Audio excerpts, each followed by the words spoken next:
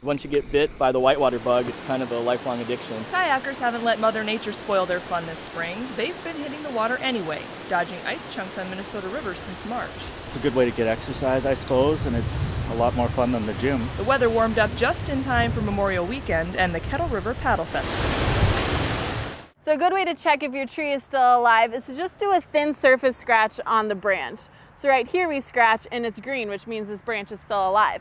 Well, if you come over here and scratch, you can see it's brown, and that means this branch is dead. But a dead branch doesn't necessarily mean a dead tree. For a look at what's coming up on Eyewitness News at 6, our reporter Alan Hoagland is live at the Duluth Children's Museum. Yeah, Renee, this is actually my first time down here, but I got to tell you, I think I picked a pretty good time to visit. Take a look at this guy. This is a young T-Rex. Full-grown T-Rex really isn't all that far away. Oh, Jamie just activated the animatronics. Animatronic dinosaurs like this one right here are really making this new exhibit come to life. Tonight on Eyewitness News at 6, we're going to take a full tour with staff, and we'll tell you when you and the family can come down and check things out for yourself. Renee? I think it's just too much fun to be work, Alan. It looks awesome. Thank you.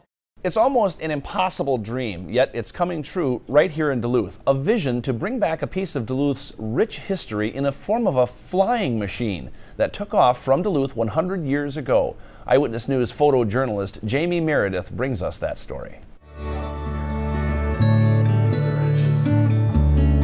I was building planes out of everything I could think of when I was a kid. So I can remember in third grade I made a plane out of corn cobs. I mean, I was anything that I could fashion into something that resembled wings and tail. I was doing that as long as I can remember.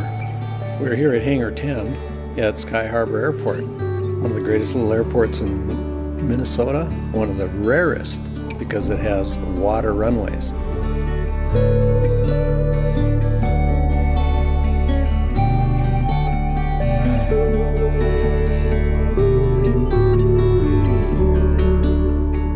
I've been helping to build a flying replica of the world's first commercial airliner.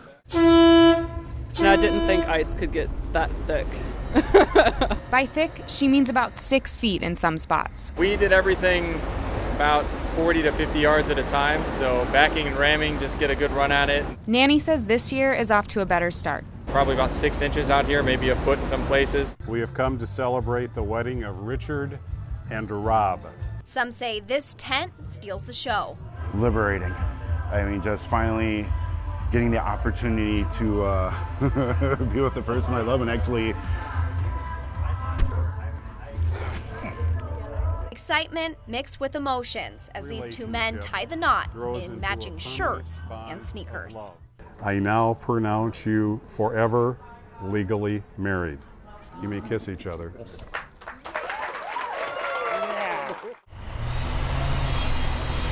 This blaze on Sunday destroyed most of Russ Kendall's smokehouse, leaving the owners without a livelihood. You can't sleep.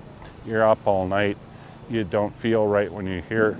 You can't conduct, even put a sentence together from the start to the back. We're traumatized, both the wife and I. Gordon Olson says the fire was ruled accidental, but even with insurance, the family doesn't have much money to rebuild. He's thankful over 20 neighbors are pitching in to salvage what's left of the century-old business. Let's clean these up.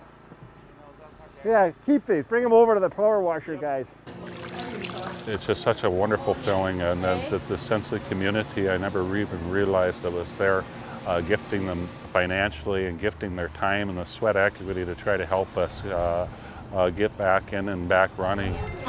The smokehouse is tied to the commercial fishing heritage of Knife River, and the volunteers say it's a symbol of the small town on the North Shore. I think we all recognize Kendall's as, to many people, Knife River is Kendall's, and Kendall's is Knife River. Everyone is pulling together to help out a friend and neighbor, but it's not completely selfless. A little bit of selfishness on our part. We want some good smokefish this summer, and this is where we come and get it.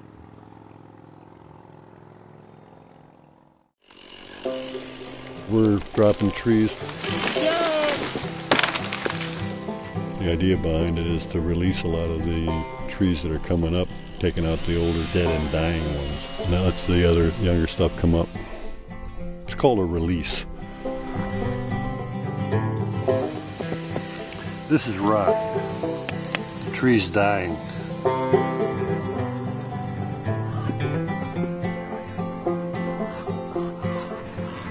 These are my horses, Daisy and Diamond. I'm Jacob, and I am a horse logger. I've been logging with horses for 14 years.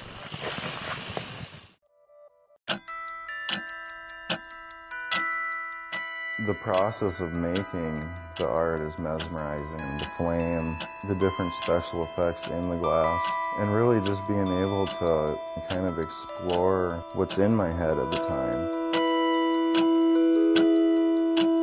At the third stroke, it will be 7, 2, and 40 seconds.